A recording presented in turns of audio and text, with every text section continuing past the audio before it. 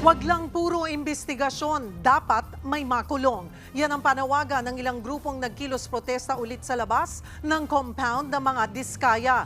May ilan pang nagbihis multo na para bang mga ghost contractor. Nasa frontline ng balitang yan, si JC Cosico.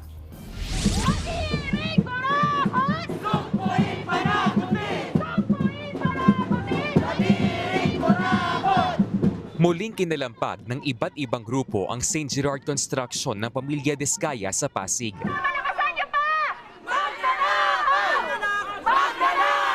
May mga nagbihis multo na may mga muka na mag-asawang Curly at Sara Diskaya.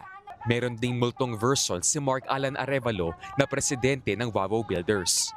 Sila ang mga kontraktor ng mga sinasabing maanumalyang flood control projects. Ano daw yung tunog ng Ghost Project? Panawagan pa ng grupo. Pakulong yan! Kadiring Coracos! Sumpuin Managutin!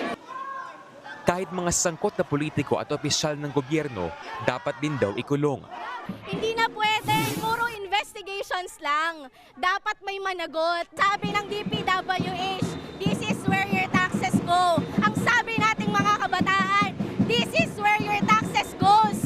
Minumulto ang pera ng taong bayan. Minumulto ang kaban at kinabukasan naming mga kabataan. Sa gitna ng protesta, may sumagot mula sa loob ng compound. Huwag kayo maglali! Senado! Edukasyon! Di namin kaya ibigay! Tumagal na higit kalahating oras ang kilos protesta na ayon sa mga pulis ay mas maayos kumpara sa nangyari kahapon kung saan pinagbabato ng putik at pininturahan ng mga relihista ang gate ng compound.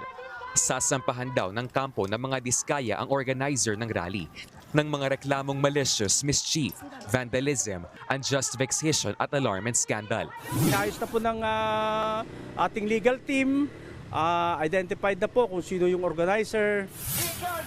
Samantala, nagprotesta rin ng ilang grupo sa tanggapan ng DPWH Central Visayas sa Cebu City.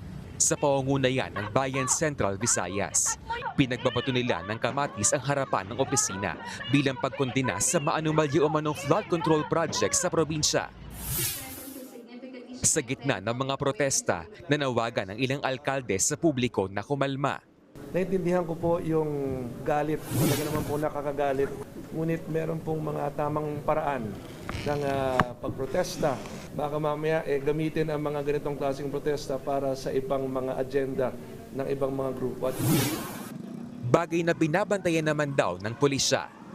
Nagbabalita mula sa Frontline, JC Cosico, News 5. Mga kapatid, Cheryl Cosing po. Maging maalam at may pakialam sa mga napapanahong issue at headlines. Mag-follow at mag-subscribe na sa social media pages ng News 5.